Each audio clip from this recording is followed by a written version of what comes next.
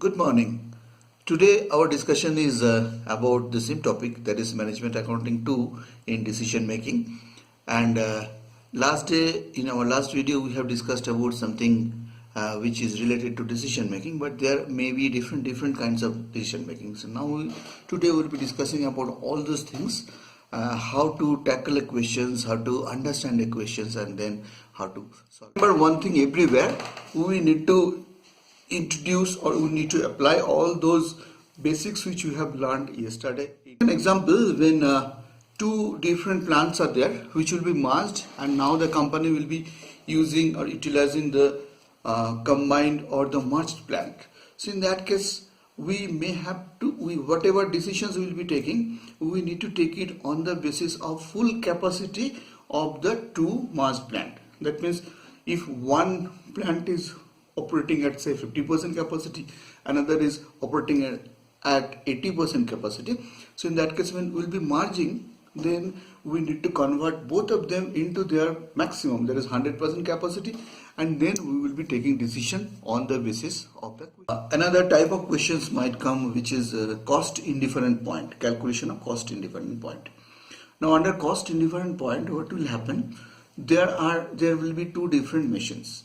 Now at one point of time, one machine, the first machine might be giving you more profit, and the second machine will give you more profit after a particular point of time. Now what we need to do, we need to find out that point before. If our level of activity is below that, we will be purchasing one machine. If our activity is beyond that, then we may have to purchase the other machine so that our profit is maximum. A dropping of a product or discontinuation of a product, there will be different products, maybe 3-4 products for a particular company. The question is, if we drop a product or discontinue a particular product or replace it with another product, whether our profit is increasing or decreasing. Remember here, in all the problems we have talked about so far, fixed cost will not change. Whatever we have learned on the first day in the first video, fixed cost will remain same. Whether be it in a merged plant, the total combined fixed cost will not change. If it is in case of cost indifferent point, fixed cost will not change. And in case of discontinuation of a product, also same thing will happen. The amount of fixed cost will not change. Even if you discontinue a particular product, your fixed cost will remain same. Even if you are replacing with another product, then also the same thing will happen. You need to take all the decisions on the basis of your contribution margin and effect on the total profit. In case of acceptance or rejection of an offer, suppose the company has received an offer which is related to a new order which is received from maybe home market, domestic market, or maybe from a foreign market. So what we need to do here, we need to take the decisions on the basis of the positive contribution. We need to check whether our contribution is positive or not.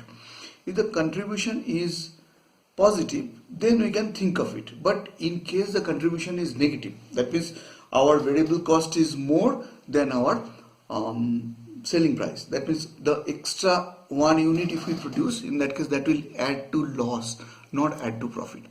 And one thing here we need to understand is that fixed cost, whether we accept it or reject it, fixed cost will remain the same. So we won't be thinking about fixed cost here. But anyway, we need to take, it may so happen that the fixed cost will increase. So those increment part we need to consider. There is a problem about key factor problems. That means when in a production process, there will be requirement of different kinds of factors. Maybe material will be required, labors will be required. Now it may so happen a particular type of material is in short supply. That means we are not getting abundant, or maybe a particular type of labor, maybe a person who can do some intricate kind of designing. That person is his time is limited. You cannot use him for a number of period. So in these cases, these are the factors of production which are in short supply. The supply of them is limited. So how will we need to, so first thing we need to identify the key factor, and the second thing we need to calculate the contribution per unit of that key factor. Suppose the key factor is a material which is given in kilograms, kg. So in that case we need to find out the contribution of each product on the basis of per kg of key factor, or it may be suppose number of a particular material.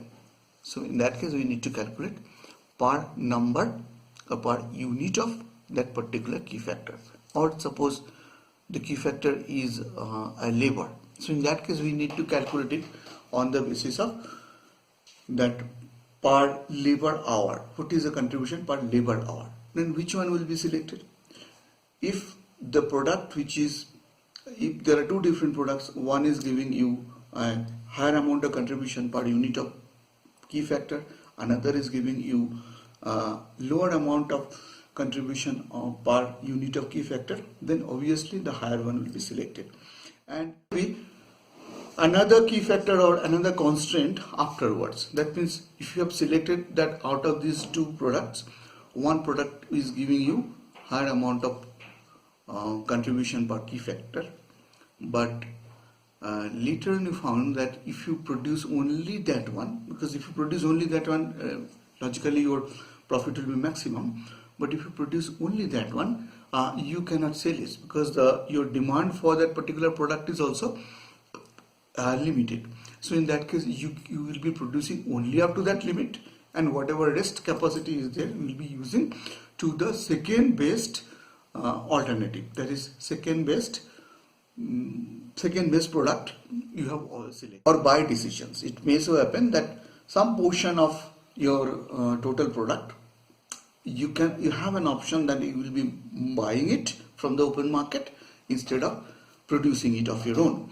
Now what is the decision making criteria here? Whether you buy it or not, remember always the fixed cost is already invested, so you have to bear the fixed cost. So your decision needs to be taken about the variable cost. How much is your variable cost if you produce, and that will be compared with what is the price at which you can buy it. If your variable cost is less, obviously instead of purchasing it from the open market, if you buy purchasing from the open market, if you rather produce, it will going to be give you a higher amount of profit.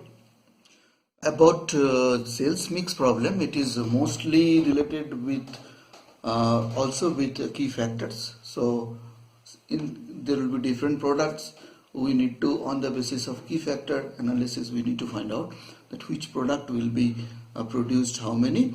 And as we have already discussed, there may be two different constraints. One is the key factor or availability of the key factor. Another might be the second thing, which could be another key factor, or which could be the demand beyond which you cannot produce.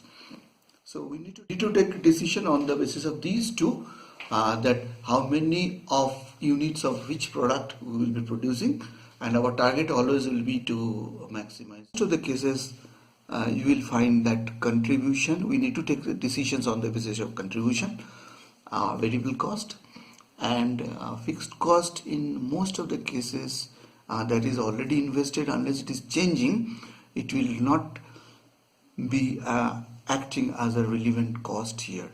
So understand all these things, try to understand, and then try to solve all the questions. If you need anything else, you can ask me. I'll produce it again, and then I'll send it to you. Bye.